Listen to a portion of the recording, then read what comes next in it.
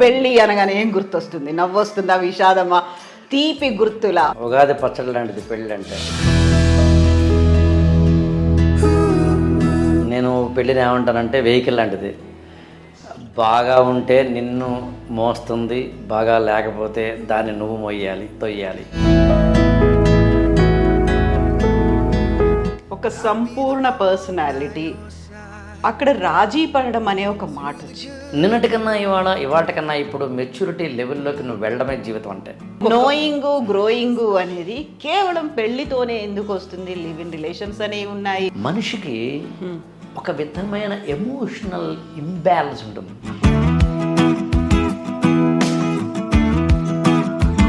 ఎలా తెలుస్తుంది? మనం అంత ఈజీ డెసిషన్ ఎలాంటి ప్లానింగ్స్తో, ఏ ఆలోచనతో చేసుకోవాలి? అటు తిరిగి ఇటు తిరిగి నేను చెప్పిన దాంట్లో ఈ ఉందని గుర్తుంచుకో.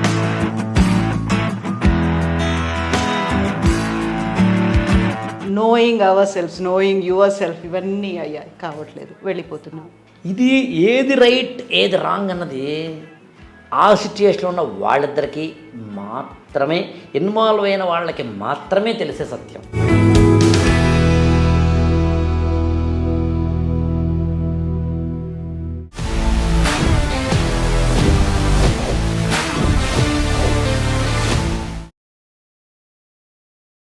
నమస్తే, వెల్కమ్ టు ఐ డ్రీమ్ అవి ఇవి విత్ ఆకెళ్ళ చాప్టర్ 2 పెళ్ళి. మనతో పాటుగా ఉన్నారు ఆకెళ్ళ రాఘవేంద్ర గారు. రాఘవేంద్ర గారు నమస్కారం. పెళ్ళి అనగానే ఏం గుర్తొస్తుంది? నవ్వొస్తుందా, విషాదమా, తీపి గుర్తులా, చేదు జ్ఞాపకాల, ఏం గుర్తొస్తాయి? అన్ని గుర్తొస్తాయి. ఉగాది పచ్చడి లాంటిది పెళ్ళి అంటే. షడ్రుచులు ఉన్నాయా పెళ్లిలో కూడా? ఉంటాయి. నేను పెళ్ళిని ఏమంటానంటే వెహికల్ లాంటిది. బాగా ఉంటే నిన్ను మోస్తుంది, బాగా లేకపోతే దాన్ని నువ్వు మొయ్యాలి, తొయ్యాలి. భరించడం అనేది ఉంటుందా ఇంక అందులో? భరించడం అనేది జీవితంలో ప్రతి చోట ఉంటుంది, పెళ్ళిలో ఎక్కువ ఉంటుంది. పెళ్ళైన జీవితంలో భరించడం అనేది అలవాటైతే 2 టైప్స్ ఆఫ్ పర్సనాలిటీస్ ఎగ్జిబిట్ అవుతాయి. ఒకటి దాంతో అగ్రెసివ్గా వెళ్ళి అంటే ఎదుర్కోవడం, లేదా రాజీ పడడం. ఎదుర్కోవడం జరిగితేనేమో అది విడాకులకి వాటికి వెళుతుంది. రాజీ పడినవాడు నేర్చుకుని పెళ్లి జీవితంలో ఉన్న వాటన్నిటిని అర్థం చేసుకుని జీవితాన్ని అన్వయించుకొని కంప్లీట్ పర్సనాలిటీ అవుతాడు. అందులో నేను ఏమంటానంటే వేగంగా దూరంగా వెళ్ళాలంటే పెళ్లి చేసుకోకు, సంపూర్ణంగా వెళ్ళాలి అంటే పెళ్లి చేసుకో అంటాను. If you want to become a complete personality you should be married, whether it is positive or negative.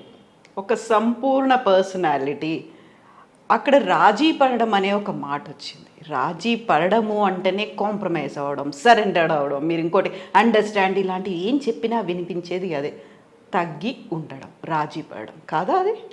తగ్గి ఉండడంలో తప్పలేదంటాను నేను. ఎవరు అన్నది పాయింట్, ఎన్నిసార్లు అన్నది పాయింట్, ఎక్కడ అన్నది పాయింట్. తగ్గి ఉండండి అనగానే మనందరికీ తెలియకుండా వచ్చే ప్రీఆక్యుపైడ్ నోషన్ ఏంటంటే అమ్మాయిని తగ్గి ఉండమంటున్నావా అని. ఎందుకంటే సంప్రదాయబద్ధంగా గతానుగతికంగా కొన్ని వేల సంవత్సరాలుగానో 100 సంవత్సరాలుగానో మనం అమ్మాయిల్ని అలా ఉండమన్నాం కాబట్టి అయ్యిందేదో అయిపోయింది. ఇప్పుడైతే తగ్గి ఉండండి అనేది ఆడ మగా గురించి మాట్లాడట్లేదు, పర్పస్ గురించి మాట్లాడుతున్నాం. మీరు ఒక జాబ్ చేస్తున్నారు, మీరంటే ఒక వ్యక్తి, ఆ జాబ్ చాలా అవసరం, ఎలాగైనా అవసరం, తప్పదు. అప్పుడు ఏం చేస్తాడు? అణిగి మణిగి ఉంటాడు, అర్థం చేసుకునే ప్రయత్నం చేస్తాడు. తప్పదు, ఇది నాకు కావాలి అనుకున్నప్పుడు కాంప్రమైజ్ అవుతాడు, అడ్జస్ట్ అవుతాడు. ఇక్కడి నుంచి విజయవాడ వెళ్తున్నారు, మీరు బస్సులో కూర్చున్నారు, 6 గంటల పాటు బస్సు పక్కన ఎవరో కూర్చున్నారు, ఆవిడ నసనస పెడుతోంది, మీకు కంప్లైంట్ చేశారు అయినా కుదరలేదు, బస్సు డ్రైవర్ కూడా నేనేం చేయలేను అన్నాడు. ఎంత కంప్లైంట్ చేసినా చుట్టుపక్కల వాళ్ళు కూడా ఏమమ్మా ఏం చేస్తామన్నారు, మీరు ఏం చేస్తారు, 6 గంటలే కాదా అని అడ్జస్ట్ అవుతారు. అందుకు నేనేమంటానంటే అడ్జస్ట్మెంట్ కానీ కాంప్రమైజ్ కానీ తప్పు కాదు, అది ఎవరి పెర్సెప్షన్ వాళ్ళదంటాను, నీ ఇష్టం. కానీ ఒకరు ఇంకొకటి ఇలా ఉండమని మాత్రం చెప్పకూడదు. ఇలా ఉంటే బాగుంటుందేమని కావాలంటే సూచనాత్మకంగా ఉండాలి. అడ్వైజరీ రోల్ కూడా నేను ఒప్పుకోను. ఇవాళ రేపు గైడ్ కానీ అడ్వైజర్ కానీ మెంటార్ కానీ ఇవాళ పెళ్ళికి సంబంధించి ఉండకూడదు. ఉంటే ఇండికేటివ్గా ఉండాలి, అంటే బఫేగా ఉండాలి. అరే ఆల్ ఐటమ్స్ ఇక్కడ పెట్టాను రా. అండ్ పెళ్ళికి సంబంధించి అవేర్నెస్ ఎంత ఉంటే అంత మంచిది. ప్రీ మ్యారిటల్ కావచ్చు, పోస్ట్ మ్యారిటల్ కావచ్చు. ఇందాక మనం మాట్లాడుతున్నప్పుడు కంప్లీట్ పర్సనాలిటీ అనే పదం వచ్చింది. అసలు what is the definition of complete personality? పెళ్లితోనే ఎందుకు అవుతుంది అది ఎగ్జాక్ట్లీ కదా. అందుకని కంప్లీట్ పర్సనాలిటీ అంటే ఏంటో అసలు సింపుల్ చెప్పమంటారా? చాలా సింపుల్ చెప్తాను. ఏంటి అంటే నిన్ను నువ్వు తెలుసుకోవడం, నువ్వు ఎవరితో డీల్ చేస్తున్నావో వాళ్ళ గురించి తెలుసుకోవడం, అంతే కంప్లీట్ పర్సనాలిటీ. ఇప్పుడు ఒకసారి దాన్ని కావాలంటే అప్లై చేసి చూడండి. ఈ మొత్తం మార్నింగ్ నుంచి ఈవినింగ్ వరకు మన జీవితంలో ఉన్న అన్ని రకాల వాగ్వాదాలకి, వివాదాలకి, బాధలకి, ఆనందాలకి కూడా ఐదర్ మనల్ని మనం తెలుసుకోవడం, లేదా ఆ ఎదుటి వ్యక్తిని తెలుసుకోవడం, లేదా రెండు తెలుసుకోవడం మాత్రమే జరుగుతుంది. మీ అమ్మగారితో మీకు ఏదైనా చిన్న గొడవ, కోపమో, చికాకో వస్తే మీరు ఏమంటారంటే మా అమ్మ ఎప్పుడు ఇంతేనండి అంటారు. మా అమ్మ ఎప్పుడు ఇంతేనండి అని అర్థం చేసుకోవడం అనే ప్లాట్ఫామ్లోకి మీరు వెళ్ళడం వల్ల ఆవిడతో తల్లి కూతుళ్ళ బంధాన్ని కొనసాగిస్తున్నారు. You are just continuing it. లేదు ఆమెను అర్థం చేసుకోలేదు మీరు, అక్కడ గొడవ అవుతుంది. ఎప్పుడు అర్థం చేసుకోలేరు? మొదట్లో అర్థం చేసుకోలేరు. ఏ వ్యక్తి అయినా అంతే. రాను అర్థం చేసుకోవడం మొదలు పెడతాం. అందునే కంప్లీట్ పర్సనాలిటీకి నేను ఇచ్చే మొదటి definition knowing you and knowing others. రెండవ definition growing you. Simple. Knowing and growing అనే రెండు ఉంటాయి. అంటే నిన్నటికన్నా ఇవాళకన్నా ఇప్పుడు మెచ్యూరిటీ లెవెల్లోకి నువ్వు వెళ్ళడమే జీవితం అంటే. సింపుల్ జీవితం, అంతకుమించి ఇంకేం కాదు. ఈ రెండు నోయింగ్ అండ్ గ్రోయింగ్ నీకు ఫస్ట్ ఎవరు నేర్పుతారు, ఎక్కడ నేర్పుతారు అంటే నాకు తెలిసి అమ్మా నాన్న నేర్పుతారు. సెకండ్ ఎవరు నేర్పుతారంటే టీచర్లు కానీ స్కూళ్ళు కానీ నేర్పుతారు. నెక్స్ట్ ఎవరు నేర్పుతారంటే సొసైటీ నేర్పుతుంది. కావాలంటే చూడండి, you are knowing and you are growing అంటే అర్థం. గ్రోయింగ్ అంటే ఇంటర్నల్ గ్రోత్. కార్లు కొనుక్కోవడము అవి కావు, ఇంటర్నల్ లోపల నిన్ను నువ్వు తెలుసుకోవడం ద్వారా, నిన్ను పరిశుద్ధం చేసుకోవడం ద్వారా, నిన్ను క్లీన్ చేసుకోవడం ద్వారా యు ఆర్ మెచ్యూరిటీ జోన్లోకి వెళ్తున్నారు. ఆ పరిపక్వతలోకి వెళ్ళడం అంటే ఇమ్మెచ్యూరిటీ నుంచి మెచ్యూరిటీకి వెళ్ళడమే లైఫ్ అంటే. అంతకుమించి ఏమీ కాదు. 5 ఏళ్ల వయసులో మీరున్నట్టుగా 50 ఏళ్ల వయసులో మీరు ఉన్నారంటే ఐదర్ పిచ్చివాడనై ఉండాలి, లేదా ఇంకా ఎదగలేదనుకోని ఉండాలి. 20లో మీకున్నంత కోపం నాకు తెలిసి 50లో ఉండదు. 50లో మీకున్నంత కోపం ఖచ్చితంగా 60లో ఉండదు. ఉంది అంటే ఆ వ్యక్తి ఎదగలేదు అని అర్థం, ఇంటర్నల్గా ఎదగలేదని అర్థం. అందుకని సింపుల్ చెప్పాలి అంటే ఇంతే, ఇంతకుమించి ఏం కాదు. అందుకని కంప్లీట్ పర్సనాలిటీ అంటే నోయింగ్ అండ్ గ్రోయింగ్ అని చెప్పాను కదా. ఈ రెండు అమ్మా నాన్న నేర్పుతారు, లేకపోతే కనుక టీచర్లు నేర్పుతారు, లేదా సొసైటీ నేర్పుతారు అన్నాను కదా. మొత్తం సమాజం అంతా నేర్పుతుంది అన్నాను కదా. అంటే మీ ఎంప్లాయర్ నేర్పుతారండి, మీ సబార్డినేట్ నేర్పుతారండి, మీ యొక్క ఫ్రెండ్ నేర్పుతారండి, మీ ఎనిమీ నేర్పుతారు. మీరు ఎప్పుడైనా ఎక్కడైనా ఒక పెళ్ళికి వెళ్తే అక్కడ ఎవరైనా ఒకళ్ళు పరిచయం అయితే వాళ్ళు నేర్పుతారు. మన కెమెరామెన్ నేర్పుతారు, మనతో పాటు ఉన్న కాఫీ ఇచ్చేవాళ్ళు కూడా నేర్పుతారు. అందరూ నేర్పుతూనే ఉంటారు if you are able to learn. కానీ మిగతా రిలేషన్స్కిను మ్యారిటల్ రిలేషన్కి ఒక చిన్న తేడా ఉంది. అన్ని రిలేషన్స్ కూడా ఏదో 1 లేదా 2 లేదా 3 సెగ్మెంట్లకి మాత్రమే పరిమితం అవుతాయి. ఉదాహరణ, you are working somewhere, you have a bond or relation or at least having some working environment with the office or the colleagues or even the employer. అక్కడ ఓన్లీ మనీయో, కొంతవరకు ఎమోషనో, కొంతవరకు వర్క్ పర్పస్సో మాత్రమే మిమ్మల్ని కట్టిపడేస్తుంది. అలా కాదు, అమ్మా నాన్నతో ఒక బాండ్, ఒక హృదయం, ఒక ఆత్మ, ఒక ఆనందం, ఒక ఎమోషన్ తోటి కట్టిపడేస్తుంది. లేదు ఏదైనా ఒక మీకు సీక్రెట్ చెప్పుకోవాలనుకున్నారు, మీరు మీ మనసులో బాధ, ఓకే, ఆ బాధని అమ్మ అర్థం చేసుకోలేకపోవచ్చు, తప్పే ఉంది. నాన్నకి తెలియకపోవచ్చు, తప్పే ఉంది. ఎంప్లాయర్ కూడా చెప్పలేకపోవచ్చు, తప్పే ఉంది. ఫ్రెండ్కి చెప్తారు. అంటే ఉదయం నుంచి రాత్రి వరకు, లేదా మీ జీవితంలో 70, 80, 100 సంవత్సరాల కాలంలో ఎమోషన్స్ కొంతమందితోటి, ఎకనామిక్స్ కొంతమందితోటి, ఎంజాయ్మెంట్ కొంతమందితోటి, అండ్ ఇతర సెగ్మెంట్స్ లెర్నింగ్ కొంతమందితోటి, అన్నీ తిరిగి మీరు కొంతమందితోటి కొన్ని మాత్రమే పంచుకుంటారు.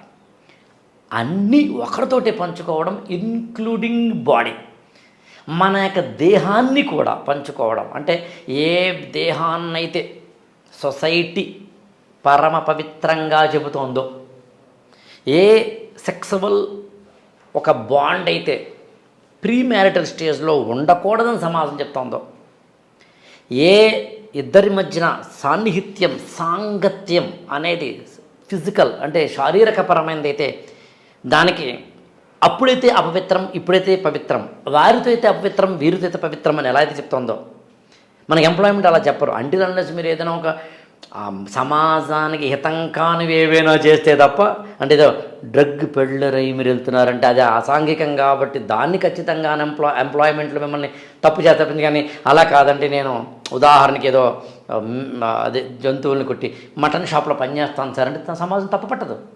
అది నీ వృత్తి, తప్పెందుకు అవుతుంది? అందుని మీకు ఎక్కడా ఏ ఈక్వేషన్స్ లేనిది మిగతావైతే ఒక ఫిజికల్ బాండ్ దగ్గరికి వచ్చేసరికి ఎవరితో ఎప్పుడు ఎక్కడ అని 3 చెప్తారు. యాక్చువల్గా ఐ రిపీట్ ఇట్, ఎవరితో అనేది అందరికీ తెలుసును. భర్తతోట లేదా భార్యతోట, ఈ బాండ్ని కాని వాళ్ళతోట, ఎక్స్ట్రా మ్యారిట్ అలా ఎవరితో అన్నది. అలాగే ఎప్పుడు పెళ్ళికి ముందా, పెళ్ళికి తర్వాతనా, పెళ్ళి అయిన తర్వాతనా, ఓకేనా? కానీ ఎక్కడ అనేది కూడా, ఎక్కడ అంటే స్థలం, ఎప్పుడైతే టైం కూడా ఉంది. యాక్చువల్గా అది మనం ఎప్పుడైనా ఇంకో ఎపిసోడ్లో మాట్లాడే ప్రయత్నం చేద్దాం. అసలు పెళ్ళి అనేది ఎప్పుడు పుట్టింది, ఎలా పుట్టింది అన్నప్పుడు అకాల రతి అనే పదం వాడతారు. యాక్చువల్గా మనకి పింగళ సూర్ణ కళాపూర్ణ అది ఎలా ఉంటుంది. యాక్చువల్గా ఏ టైంలో ఇద్దరు భార్యాభర్తలు పాల్గొంటే ఎలాంటి పిల్లలు పుడతారని అది సైంటిఫిక్ అని అనట్లేదు. No, I don't think so. A gynaecologist ఒకసారి అడుగుదాం కావాలంటే బట్ ఎక్కడో ఒక టైం మాత్రం పెట్టారు. కొన్ని టైమ్స్ ఏది ఉంటాయి కదా. మార్నింగ్ లేస్తూనే కొన్ని పనులు చేయం, మనం స్నానం చేయకుండా కొన్ని పనులు చేయం. మినిమం మాట్లాడేది అనేది, మ్యాక్సిమం కాదు మాట్లాడేది. ఒక్కోసారి ఒక డ్రెస్ వేసుకుంటాం. పెళ్ళికి వేసుకునే డ్రెస్ నాకు తెలిసి పార్టీకి వేసుకునే డ్రెస్ ఖచ్చితంగా ఆఫీస్కి వేసుకునే డ్రెస్ ఏమో ఇంట్లో వేసుకోం. బెడ్రూమ్లో వేసుకునే డ్రెస్ ఏమో బయట వేసుకోం. బాత్రూంలో ఏ డ్రెస్సు లేకుండా ఉంటాం. అంటే ఇట్లా మనం ఎలాగైతే డ్రెస్ సెన్స్ పరిస్థితిని బట్టి ఉన్నాము, అలా ఫిజికల్ బాండ్కి సంబంధించి ఎప్పుడు, ఎక్కడ, ఎవరితో అనే క్వశ్చన్స్ లేకుండా ఉండదు. అయితే ఇక్కడ ఈ మధ్య కాలంలో వచ్చినటువంటి సైంటిఫిక్ రీసెర్చ్లు అనేవి బోల్డ్ చెప్పాయి. ఎర్లీ మార్నింగ్ అనోదో ఇంకోటో చెప్పాయి. ఎట్ ద సేమ్ టైం ముహూర్తం అనేది కూడా ఉంది. ముహూర్తానికి సంబంధించి కూడా బోల్డ్ అంత నేనేమంటానంటే పెళ్ళి ఆచారాలు, ముహూర్తాలు అసలు ఎలా వచ్చాయి అనే దాని గురించి మనం ఇంకొక ఎపిసోడే డిస్కస్ చేద్దాం. నేను ఏమనుకుంటున్నానంటే మానవ జాతి పుట్టినప్పటి నుంచి అసలు పెళ్ళి అనేది ఎలా ఎవాల్వ్ అయ్యిందని చెబుతూ అక్కడ నుంచి పెళ్ళి సంబంధించిన విధి విధానాలు, ముహూర్తాలు, పెళ్లి మంత్రాల్లో ఉన్న ద్వంద్వార్థాలు, వాటి వెనకాల ఉన్న అర్థాలు నెమ్మదిగా వెళదాం. అక్కడి నుంచి వెళ్ళినప్పుడు నేను కావాలంటే మీరు అవకాశం ఇస్తే కనుక కొన్ని మంత్రాల్లోనే కాదు, దేవతా స్తోత్రాల్లో కూడా మనకి శృంగారం కనిపిస్తుంది. అన్నమయ్య సంకీర్తనలో శృంగారం కనిపిస్తుంది. కమలా కుచ చూచుక అనే దాంట్లో వెంకటేశ్వర స్వామి సుప్రభాతంలో కూడా కనిపిస్తుంది. కానీ దాన్ని ఏ కంటితో చూస్తున్నాం అన్నది పాయింట్. స్పేస్ అండ్ టైం అంటాను నేను. అంటే ఏ టైంలో అది వచ్చింది, ఏ స్పేస్లో అది వచ్చింది, అది తెలుసుకోకుండా ఇవాళ చూపుతో చూడకూడదు, అది వేరే కథ. But one thing is sure, ఈ మొత్తం భూప్రపంచంలో అందరితోటి మనం అన్నీ పంచుకోం, కొందరితో కొన్నే పంచుకుంటాం. కానీ ఒక వ్యక్తితోటి మాత్రం అన్నీ పంచుకునేది ఒకటి ఉంది. ఆ అన్నిది ఏంటి అంటే పెళ్ళి. నీవు ఎమోషన్ పంచుకుంటావు, నీ ప్రమోషన్ పంచుకుంటావు, నీ వ్యక్తిగత విషయాలు పంచుకుంటావు, నీ యొక్క ఆర్థిక విషయాలు పంచుకుంటావు, నీకు సంబంధించిన రహస్యాలు పంచుకుంటావు, నీ శరీరాన్నే పంచుకుంటావు, మనసునే పంచుకుంటావు, ఆత్మనే పంచుకుంటావు. అందుకని పెళ్ళి అనేది ఇతరమైన వాటితో డీల్ చేసినట్టుగా డీల్ చేయకూడదు. అలాగే ఇతరమైన వాటిలో ప్రాబ్లమ్స్ ఎంత ఉంటాయో చెప్పండి, దానికి రెట్టింపో 2 రెట్లు 5 రెట్లు 1000 రెట్లు పెళ్ళిలో ఉంటాయని డిసైడ్ అవ్వండి. మా ఇంటి పక్కన కొండ ఉంది, ఎక్కడా నాకు అరగంట సరిపోతుంది, నేను ఎవరెస్ట్ ఎక్కడ ఎక్కడా కూడా అరగంట సరిపోతుందంటే పొరపాటు. సో అందుకని ముందే అర్థం చేసుకోవాలి, మనం పెళ్ళి అనేది చాలా కఠినమైనది, సంక్లిష్టమైనది, కాంప్లెక్స్, చాలా ప్రమాదకరమైనది. డ్రైవ్ కేర్ఫుల్లీ అనే బోర్డు పెట్టుకునే వెళ్ళాలి. పెళ్లి చేసుకోవాల్సిన అవసరం ఉందంటారా? ఇన్ని ఉన్నాయన్నప్పుడు నోయింగ్ గ్రోయింగ్ అనేది కేవలం పెళ్లితోనే ఎందుకు వస్తుంది? లివ్ ఇన్ రిలేషన్స్ అనేవి ఉన్నాయి, లేకపోతే ఫ్రెండ్షిప్స్ అనేవి ఉన్నాయి. గ్రూప్లో నేను ఇందాక చెప్పిందా ఇంకొక కంటిన్యూ చేసి మళ్ళీ పెళ్ళి ఎందుకు చేసుకోవాలి అని మీరు అడిగిన ప్రశ్నలోకి వస్తాను. సో అందుకు ఓవరాల్గా ఇందాక నేను చెప్పినట్టుగా అందరితోటి అన్నీ పంచుకోవాల్సిన ఏకైక బాండ్ పెళ్ళి అని చెప్పాను. అందుకు భార్య భర్తలు అన్నీ పంచుకుంటారు కాబట్టి ఖచ్చితంగా అక్కడ కాంప్లెక్సిటీ ఉండి తీరాల్సిందే. అక్కడ ఒక చిన్న ఫ్రిక్షన్ ఉండి తీరాల్సిందే. అందరితోటి మనం ఉండేది రోజుకు గంట 2 గంటలు 5 గంటలు 10 గంటలు 24/7 365 డేస్ ఉండాల్సిన ఒక వ్యక్తితో ఉన్నప్పుడు, అందులోనూ జీవితాంతం ఉండాలనే కట్టుబాటు ఉన్నప్పుడు, ఉండక తప్పదు అనే ఆచారం ఉన్నప్పుడు, కంట్రోల్లో ఉండాలి అని ఖచ్చితంగా కమాండ్ ఉన్నప్పుడు ఇంకొంచెం ఖచ్చితమైన బాధ ఉంటుంది. ఇక 2, కవిత గారు, మన జీవితంలో బాండింగ్స్, బంధాలు పుట్టుకతో వచ్చేవి కొన్ని ఉంటాయి. ఉదాహరణకి అమ్మ, నాన్న, అక్క, అన్నయ్య, ఇలాంటివి బావ.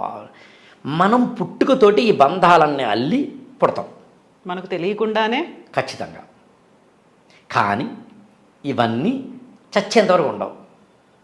మధ్యలో క్రమంగా బస్సు ఎక్కినప్పుడు అందరూ ఉన్నట్టుగా క్రమంగా బస్సు స్టేషన్ బట్టి దిగిపోయే వాళ్ళలాగా అమ్మ ఓ రోజు దిగిపోతుంది, నాన్న ఓ రోజు దిగిపోతాడు, అన్నయ్య ఓ రోజు దిగిపోతాడు, అక్క ఓ రోజు దిగిపోతుంది, వదిన ఓ రోజు దిగిపోతుంది, తాత ఓ రోజు దిగిపోతాడు, రోజు దిగిపోతారు.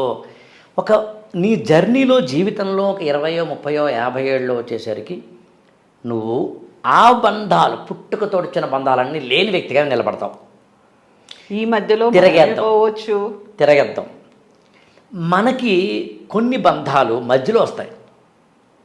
పిల్లలు, మనవళ్ళు, వీళ్ళందరూ లైఫ్ మనం స్టార్ట్ చేసిన 20 ఏళ్ళకి, 30 ఏళ్ళకి, 40 ఏళ్ళకి, 50 ఏళ్ళకి, 60 ఏళ్ళకి వచ్చే వాళ్ళందరూ. ఈ మన జర్నీ కొంత సాగిన తర్వాత మధ్యలో వీళ్ళందరూ వస్తారు కదా, వీళ్ళు కూడా చివరి వరకు ఉండరు. కాకపోతే ఇందాకనొచ్చిన వాళ్ళు చివరి వరకు వాళ్ళు ఉండట్లేదు, ఇప్పుడు వీళ్ళు మనం ఉంచట్లేదు.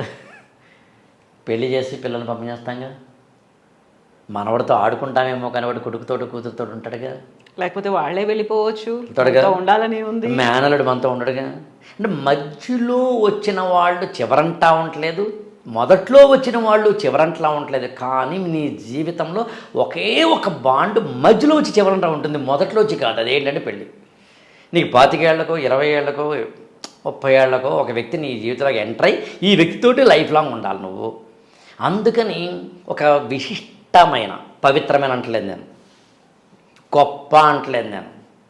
విశిష్ట అంటే అర్థం ఏంటంటే స్పెసిఫిక్ అని అర్థం, పెక్యులియర్ అని అర్థం, దాన్ని అలాగే చూడాలి అని అర్థం. కొన్ని ప్రోగ్రామ్కి డిస్క్లైమర్ వేస్తారు, దీన్ని ఇలా చూడండి రా అని, అలా. అందుకని పెళ్ళి ఇందాక నేను చెప్పినట్టుగా కాంప్లెక్సిటీతో కూడింది అండ్ పెక్యులియారిటీతో కూడింది. కాబట్టి ఎంటర్ అయ్యేటప్పుడే జాగ్రత్తగా ఎంటర్ అవ్వాలి. ఇప్పుడు మీ క్వశ్చన్, ఎందుకు చేసుకోవాలి, అవసరం ఏముందంటారు? ఒంటరిగా బతకలేరా? నోయింగ్ గ్రోయింగ్ అనేది మన ఫ్రెండ్స్తో రాదా? ఆర్ అట్లీస్ట్ ఇప్పుడు ఇంకొకరి గురించి తెలుసుకోవాలి, నా గురించి నేనే తెలుసుకోవాలి అనుకున్నప్పుడు లివ్ ఇన్ రిలేషన్స్ అనే కొత్త కాన్సెప్ట్ వచ్చింది, ట్రెండ్ అనేది కొత్తగా మారుతోంది అనుకున్నప్పుడు, అండ్ సుప్రీంకోర్టు దగ్గర నుంచి కూడా ఒక యాక్సెప్టెన్స్ వచ్చింది, గ్రీన్ సిగ్నల్ అనేది వచ్చినప్పుడు, why I need to go for a marriage? అంటే యాక్చువల్గా మ్యారేజ్ వైపు వెళ్ళడానికి సమాజంలో 3 కారణాలు ఉంటాయండి. మొదటిది కారణం తెలియకపోవడమే కారణం. ఎందుకంటే అసలు ఎందుకు వెళ్తున్నాం, ఎందుకు పెళ్లి చేసుకోవాలి అని తెలియకే. రెండవ కారణం మనిషి ఎమోషనల్లీ ఇంబ్యాలెన్స్, వాలటైల్ పర్సనాలిటీ అని. జంతువులకు కూడా ఎమోషన్స్ ఉన్నా అవి పంచుకోవడంలో లేని ఒక విశిష్టమైన మార్గం మనిషికి ఉంది. హీ వాంట్స్ టు అంటే ఛానల్ అవుట్, తన యొక్క ఎమోషన్స్ని వదులుకోవాలనుకుంటాడు, ఆనందమైన బాధైనా. మీరు ఒక మంచి ఇల్లు కట్టుకున్నారండి, చాలా అందంగా ఇల్లు కట్టుకున్నారు. మీరు ఏం చేస్తారు? మీరు నలుగురికి చూపిస్తారు, నలుగురు మీ ఇంటికి రావాలనుకుంటారు, వచ్చి పొగడాలని కూడా అనుకుంటారు. మీరు కొనుక్కున్న నగైనా, మీరు కొనుక్కున్న కారైనా, మీరు కట్టుకున్న బిల్డింగ్ అయినా, ఎవ్రీథింగ్. మనిషికి ఒక విధమైన ఎమోషనల్ ఇంబ్యాలెన్స్ ఉంటుంది. బాధ వస్తే ఎవరితో పంచుకోవాలనుకుంటాడు, ఆనందం వస్తే షేర్ చేసుకోవాలనుకుంటాడు. ఆ ఎమోషనల్ చెక్స్ అండ్ బ్యాలెన్సెస్ కోసం మ్యారేజ్, అది రెండో కారణం. మూడోది ఏంటంటే మనిషికి బేసికల్గా సోషల్ లైఫ్ అనేది అలవాటైపోతుంది. అంటే దాన్ని ఏమంటామంటే ప్రీ ఆక్యుపైడ్ యాక్షన్స్ అంటాం మనం. డిజైన్డ్ మోడల్స్ అంటారు వాటిని. మ్యానుఫ్యాక్చరింగ్లో డిజైన్డ్ మోడల్స్ అంటే ఆల్రెడీ నీకు డిజైన్ చేయబడిన మోడల్ అది అదే తీసుకోవాలి నువ్వు. మా ఆల్టరేషన్ ఉంటుంది, అంతకు మించి మార్పులు ఏమి ఉండవు, ఎడిటింగ్లో ఆప్షన్స్ ఉండవు. అంటే ఆల్టరేషన్ మాత్రం ఉంటుంది తప్ప, మహా అయితే అది కూడా ఇక్కడ ఏదో పెరిగిందండి తీద్దాం, ఇక్కడ తిరిగిందండి తీద్దాం తప్ప ఓవరాల్గా మోడల్ అదే ఉంటుంది. అలా మనకు మోడల్స్ ఇవ్వబడతాయి సమాజంలో. సోషలైజేషన్ అంటారు దాన్ని.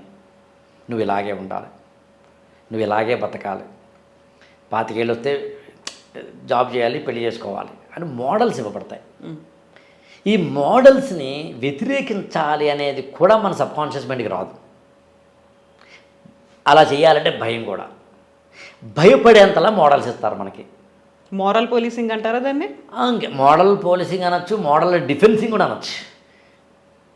ఒక్క రామ్ గోపాల్ వర్మ లాంటి వారు పెళ్లి కంటే విడాకుల్ని సెలబ్రేట్ చేసుకోండి, దానికి అలాంటి మోడలింగ్ దానికి వ్యతిరేకంగా, అంటే మనందరికీ ఇవ్వబడిన ఇలా ఉండు ఇలాగే ఉండు అనే ఒకనొక గతానుగతికమైన మోడల్కి వ్యతిరేకంగా వెరీ ఫ్యూ పీపుల్ వెళ్తారు. Whatever the purpose they are sought, అది వేరే విషయం. అలా అనుకున్నప్పుడు మనందరము కూడా మనకే తెలియకుండా, అంటే మొదటిదేమో కారణమే తెలియకుండా పెళ్లి చేసుకోవడం, రెండవదేమో ఎమోషనల్ అండ్ అదర్ యాక్టివిటీస్ కోసం, మూడ్ it has been given the model to you because of that you are getting married. This is the only reason. ఈ 3 రీజన్స్ వల్ల మనిషి పెళ్లి చేసుకుంటాడు. అంతే తప్ప పెళ్లి వల్ల నాకు ఆనందం కలుగుతుందా లేదా, పెళ్లి నుంచి నేను అసలు out of marriage what I want to gain అనేది పెళ్లికి ముందు క్లారిటీ ఉంటుందని నేనైతే అనుకోను. మన జీవితంలో చాలా క్లారిటీలు ఉండవాలండి. పెళ్ళే ఉంది కానీ ఈ జాబ్ మాత్రం జాబ్ అంటే ఒక శాలరీ వస్తుందనే తప్ప అంతకుమించి what is the vision you are having అంటే ఎంతమంది సమాజం చెప్పగలరు? ఎగ్జాక్ట్లీ చెప్పలేరుగా. సో అట్లా ఇప్పుడు పెళ్ళి తర్వాత ఎలా ఉండబోతోంది లైఫ్, నా అంతా నేను ప్లాన్ చేసుకున్నాను, తెలీదు అదర్ పర్సన్ ఎలాంటి ప్లాన్స్తో వచ్చాడో, తనకు ఉన్నటువంటి ఎగ్జిక్యూషన్స్ ఎలా ఉన్నాయో తెలియదు, ఎలా డిజైన్ చేసుకున్నామో ఎలా వెళ్తోంది అనేది ఇవన్నీ కూడా ఏమీ తెలియదు. చెప్పారు పెళ్లి చేసుకోవాలి, చేసుకున్నాము, దాన్ని ఒక గ్రాండ్గా సెలబ్రేట్ చేసుకున్నాము. నెక్స్ట్ వచ్చేటువంటి రిపర్కషన్స్, నెక్స్ట్ డే నుంచి ఏం జరుగుతుందో మనకి ఏమీ తెలియదు. ఇద్దరు అన్నోన్ పర్సన్స్ లేకుంటే లవర్స్ అనుకోండి, ఒక ఫ్యామిలీ మెంబర్స్, రిలేషన్స్, ఏదైనా పర్లేదు. పెళ్ళి అయిన తర్వాత ఒక లాంగ్ రన్ కలిసి ఉండేది కేవలం ఒక సహచరి మాత్రమే అనుకున్నప్పుడు ఎలా తెలుస్తుంది మనం అంత ఈజీ డెసిషన్ ఎలాంటి ప్లానింగ్స్తో ఏ ఆలోచనతో చేసుకోవాలి? నిజానికి తెలియదండి. జాతక చక్రాలు వేసినా తెలియదు, జ్యోతిష్యం చెప్పినా తెలియదు, ఎంత మంచి ముహూర్తం పెట్టినా కూడా తెలియదు. మీరు కూర్చుని కొన్ని వందల పాటు డిస్కస్ చేసి ఏమైనా మంచి క్వశ్చన్ తయారు చేసుకుని రెడీగా పెట్టుకొని 10కి ఎన్ని మార్కులు వేస్తామని లాంటి సైకోమెట్రిక్ టెస్టులు పెట్టుకున్నా కూడా తెలియదు. అదేం పెళ్ళిలో ఏంటి, మిగతా విషయాల్లో మాకు తెలిసిన ఏంటి, రేపు ఏమవుతుందో మీరు చెప్పగలరా? కాకపోతే నేను బీటెక్ చదివాను, నాకు ఈ ఉద్యోగం వస్తుంది అనేది ఒక ప్లానింగ్ అయితే ఉంటుంది. నేను ఈ మార్కులు ఇన్ని వచ్చాయి, దీని వైపు వెళ్తే బాగుంటుందేమో అనుకుంటాను. ఆశాభావమైన ప్రణాళికే పెళ్ళిలో కూడా ఉంది. ఆశాభావమైన ప్రణాళికే పెళ్ళిలో కూడా ఉంది. ఆశాభావం అనేది 2 వైపులా ఉంటుంది. ఒకవేళ ఇఫ్ అందుకనే పెళ్ళికి ముందే తెలుసుకోవాలని అనుకుంటే 100% తెలుసుకోలేరు, కానీ ప్రాక్టికల్గా కొన్ని పనులు చేస్తే మాత్రం మ్యారిటల్ లైఫ్ ఎలా ఉండే అవకాశం ఉందో కొంత అవగాహన చేసుకోవచ్చు. That to in these today's life, social life. ఒకప్పుడు అది లేదు. మీ అమ్మగారిని అడగండి, నాకు తెలిసి మీ అమ్మగారి పెళ్లి చూపులకి మీ నాన్నగారు కూడా వచ్చి ఉండకపోవచ్చు. నాకైతే మా అమ్మగారి పెళ్లి చూపులకి మా నాన్నగారు రాలేదని కొన్ని 100 సార్లు చెప్పారు. మా అమ్మగారి పెళ్లి చూపులకి వాళ్ళ నాన్నగారు, మా తాతగారు వీళ్ళందరూ వచ్చారు, కానీ మా నాన్నగారు మాత్రం ఎక్కడో మధ్యప్రదేశ్లో ఉద్యోగం చేసుకుంటూ ఉన్నారు. సో పెళ్ళి కొడుకునే ఫిజికల్గా చూడకుండా పెళ్లి చేసుకున్న వాళ్ళు ఇవాళ అలా కాదు. మీరు కూడా చేసుకోలేదు అలా. మీకు వచ్చేసరికి ఆ పరిస్థితి మారిపోయింది. మా జనరేషన్ అన్నప్పుడు మా జనరేషన్లో పెళ్ళిళ్ళు 1997 ఆ ప్రాంతం నుంచి 2004 మధ్య జరుగుతాయి. నేను పుట్టిన టైం 1974 కాబట్టి అరౌండ్ నాకు 2000 నుంచి 5 ఏళ్ళు అటు ఇటు వేసుకుంటే పెళ్ళిళ్ళు జరుగుతాయి మా జనరేషన్లో. కాస్త అటు ఇటుగా ముఖ్యంగా 2000 ఆ ప్రాంతంలో. అప్పటికి పెళ్లి చూపులు అనేవే లేవు. మీరు చెప్పింది రైటే, కానీ ఇప్పుడున్నంత అవేర్నెస్ పాజిటివ్ మాట్లాడేది, పాజిటివ్ అవేర్నెస్లు కూడా లేదు అప్పట్లో. ఇప్పుడు అవేర్నెస్ పెరిగింది. అవేర్నెస్ అంటే ఏంటో చెప్పాలి మీకు.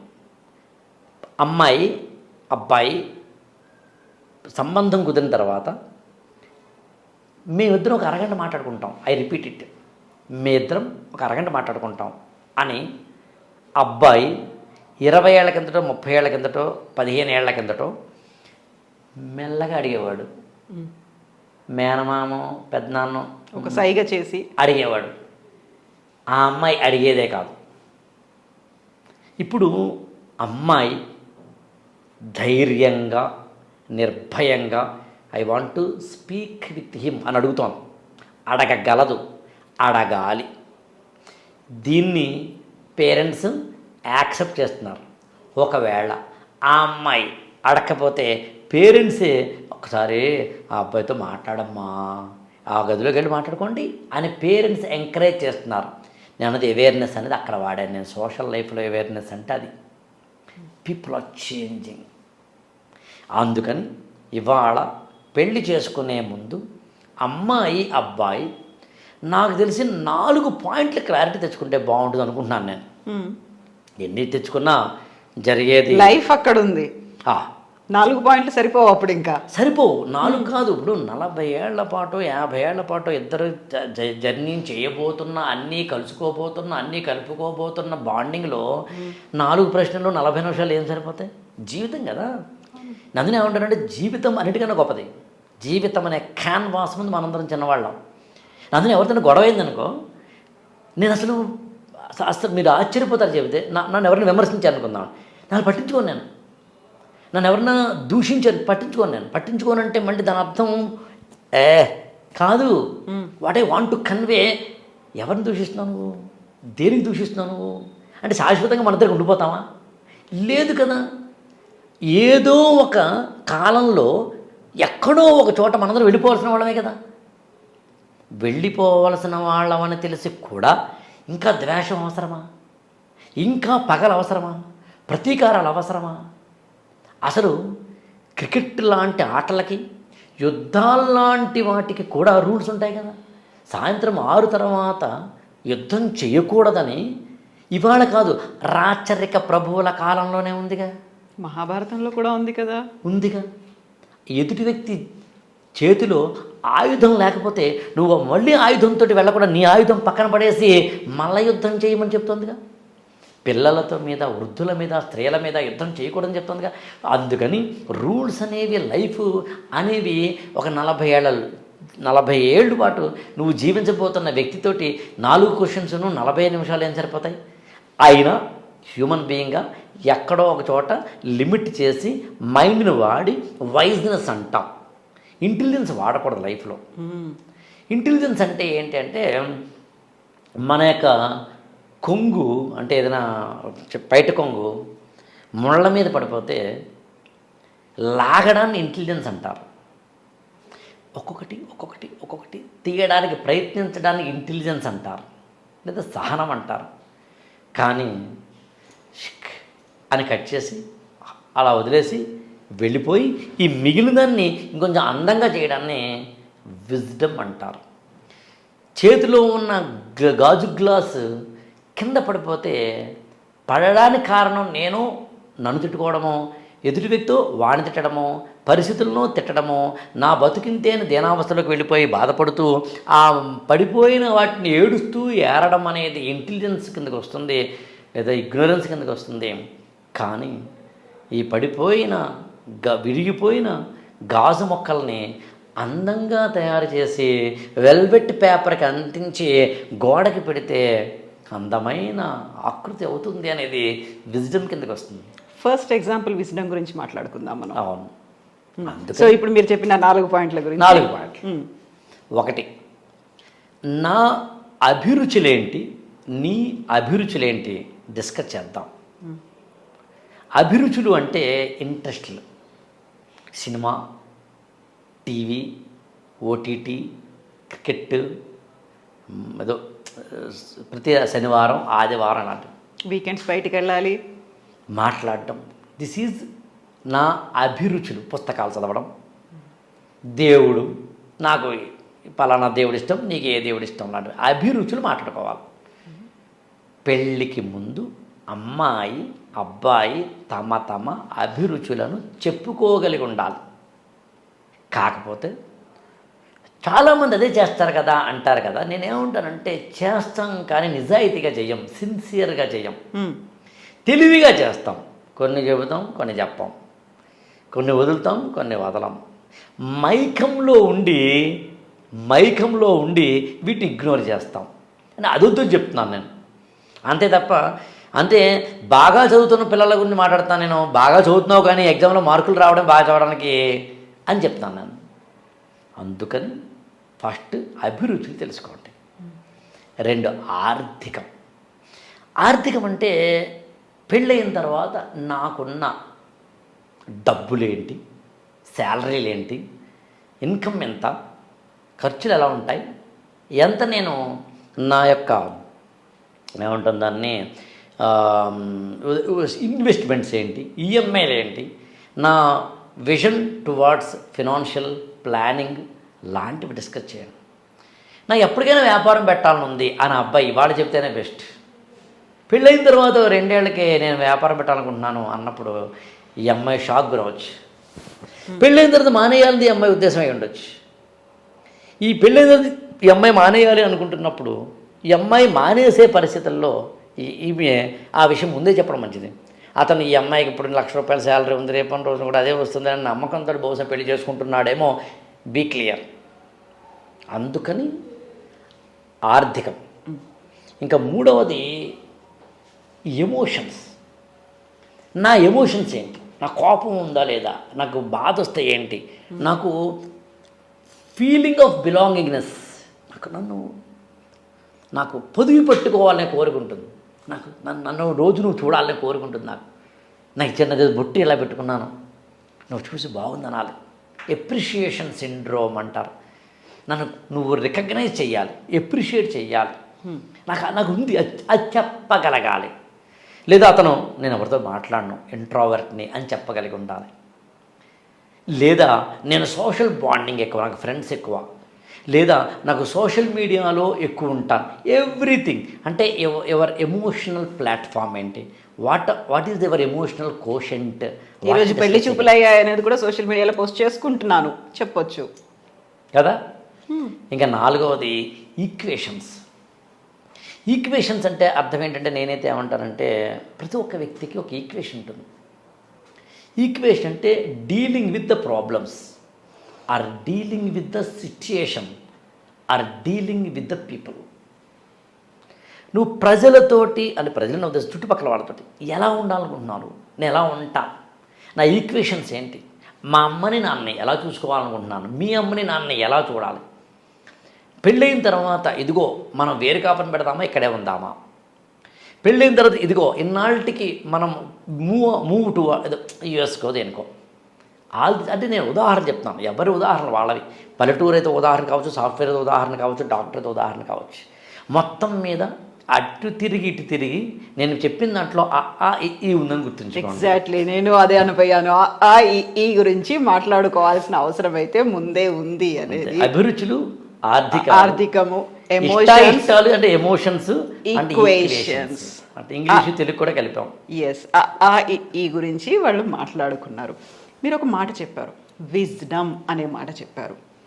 దాన్ని ఒకవేళ పైట కొంగు ముళ్ళకంప మీద పడిపోయింది, ఎలా కలెక్ట్ చేసుకుంటున్నారు అనేది ఇంటెలిజెన్స్. కట్ చేసుకుని వెళ్ళిపోతున్నాము విజ్డమ్. ఒక నష్టం జరుగుతోంది అక్కడ, పర్లేదు నేను భరించలేకపోతున్నాను, కట్ చేసి వెళ్ళిపోవడం. పెళ్లి గురించి మాట్లాడుకుంటున్నాం కాబట్టి కట్ చేయడం అంటే పెటాకుల గురించి, విడాకుల గురించి మాట్లాడుకోవడం అనేది. ఇవన్నీ భరించి ఈ గురించి ఆలోచించుకున్నాము. ఆ తర్వాత లైఫ్ బాగుంటుంది అనుకున్నాము, ఫ్యామిలీ బాగుంటుంది, అన్నీ బాగుంటాయి అనుకొని పెళ్లి చేసుకున్నాము. తెలిసిపోయింది, 6 నెలల్లోనే అర్థమైపోతుంది. 6 నెలలు కాదు, 1 year 2 years అర్థం చేసుకున్నాము, అండర్స్టాండ్ చేసుకున్నాము. Knowing our selfs, knowing your self, ఇవన్నీ అయ్యాయి, కావట్లేదు, వెళ్ళిపోతున్నాం.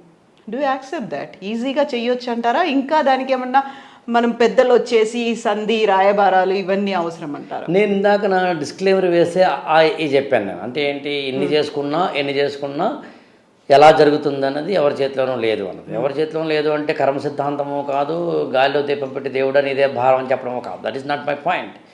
But there are grey areas in life అని చెప్పడం. సోషల్ రిలేషన్స్లో మనకి గ్రే ఏరియాస్ ఉంటాయి. ఆ గ్రే ఏరియా వల్ల జరిగే ఇబ్బందులు అవి. కానీ నేను అంటుంది అది కాదు. ఇప్పుడు మీరు అడిగిన ప్రశ్నలో నా డిస్క్లైమర్ వేసానని చెప్తూ ఇంకో మాట చెప్తున్నాను. ఇన్ని చేసినా కూడా అన్నప్పుడు నేనేమంటానంటే అది కస్టమైజ్డ్ అంటాను నేను. ఎవరి ప్రాబ్లం వాళ్ళది. ఇక్కడ జడ్జిమెంట్లు మాత్రం పాస్ చేయకూడదు. విడాకులు తప్పు కాదు, కలకాలం ఎలాగైనా కలిసి ఉండాలి కాదు, కాదు ఏదో విధంగా కాపాడుకో రైట్. ఇది ఏది రైట్ ఏది రాంగ్ అన్నది ఆ సిచ్యుయేషన్లో ఉన్న వాళ్ళిద్దరికీ మాత్రమే, ఇన్వాల్వ్ అయిన వాళ్ళకి మాత్రమే తెలిసే సత్యం.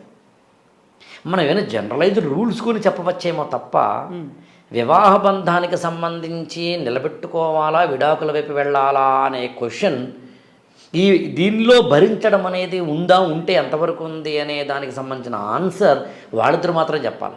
కానీ స్వీపింగ్ రిమార్క్స్ కానీ జడ్జిమెంట్స్ కానీ మనం ఇవ్వకూడదు. అంటే విడాకులు తప్పండి, ఎలా తీసుకుంటారండి, పెళ్ళి అయిపోతే విడాకులు అలా అనకూడదు అనేది నా వ్యక్తిగత అభిప్రాయం. 20 ఏళ్ళు దాటాయండి, పిల్లలు ఉన్నారండి, ఎలా అండి అంటే అన్నాను 20 మీరు ఇంకా పెళ్ళైన 20 రోజులకి డైవోర్స్ నోటీస్ ఇవ్వాల్సిన పరిస్థితి ఏర్పడిన వారు ఉన్నారండి.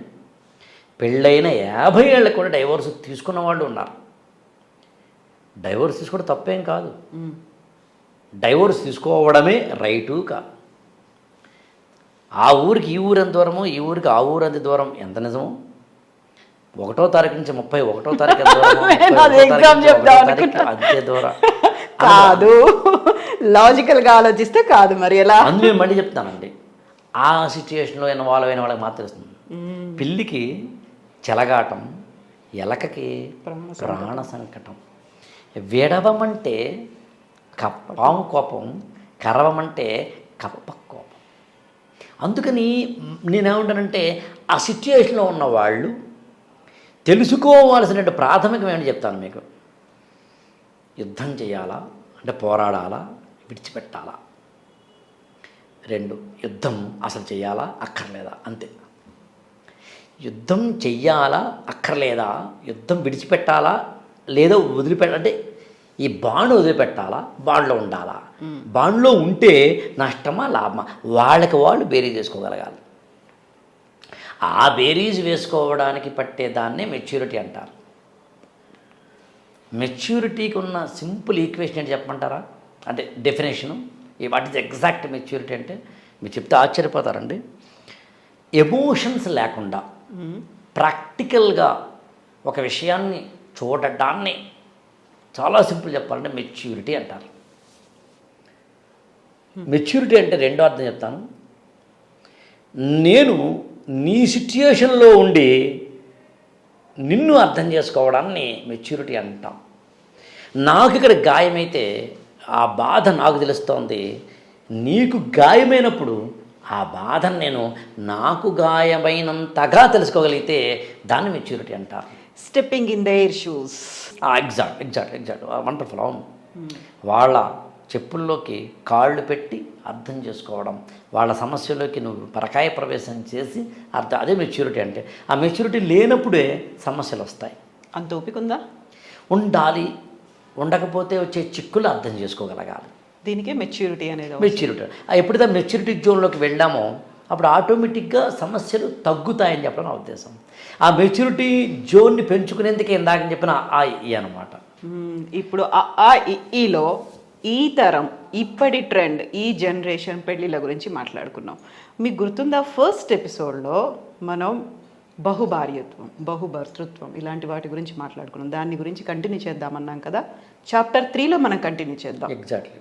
మనం అప్పుడు నేనేం చేస్తానంటే మీకు పెళ్ళి అనేది అసలు ఎప్పుడు స్టార్ట్ అయ్యింది, మానవ జాతి పరిణామ క్రమంలో ఫస్ట్ పెళ్ళి ఎప్పుడు స్టార్ట్ అయ్యింది, ఏ జనరేషన్స్లో స్టార్ట్ అయ్యింది, ఏ నాగరికతల్లో స్టార్ట్ అయ్యింది, పెళ్ళిళ్ళు అప్పట్లో ఎలా ఉండేవి, అసలు స్వర్గంలో నిర్ణయిస్తారని ఎందుకన్నారు, అన్నిటికన్నా ఇంపార్టెంట్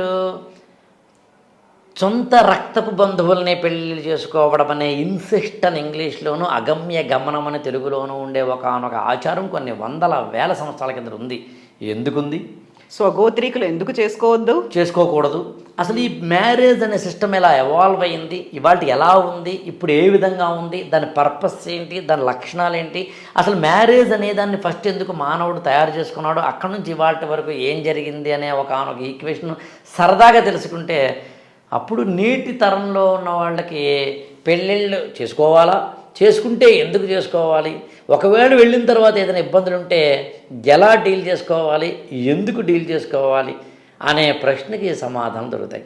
2 సామెతలు ఉన్నాయి మన తెలుగు ఇళ్లలో సంబంధించి చూస్తే. ఇల్లు కట్టి చూడు, పెళ్లి చేసి చూడు ఒకటి. పెళ్ళికి అటేడు తరాలు ఇటేడు తరాలు చూడాలి అనేది.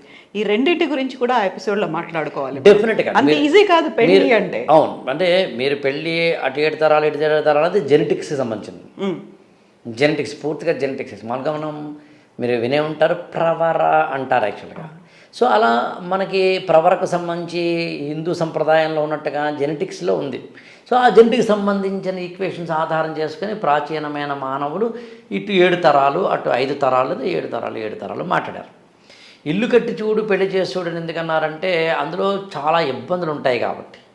ఈజీగా ఉండేది కాదు. అంటే చెయ్యడంలో వీళ్ళకి ఇబ్బంది, అయిన తర్వాత వాళ్ళిద్దరికి ఇబ్బంది, అలా అన్నమాట. సో 360 degrees మాట్లాడుకోవాలి. డెఫినెట్గా వచ్చే ఎపిసోడ్లో మనం ఫస్ట్ ఏదైతే మ్యారేజ్ అనేది కష్టం స్టార్ట్ అయిందో మానవ జాతి నాగరికతల్లో ఇవాళ తరానికి ఏదైనా ఉపయోగపడే మంచి మాటలు చెప్పుకుందాం. అవి ఇవిలో ఇప్పటి గురించి కూడా మనం మాట్లాడుకోబోతున్నాం. ఎగ్జాక్ట్లీ.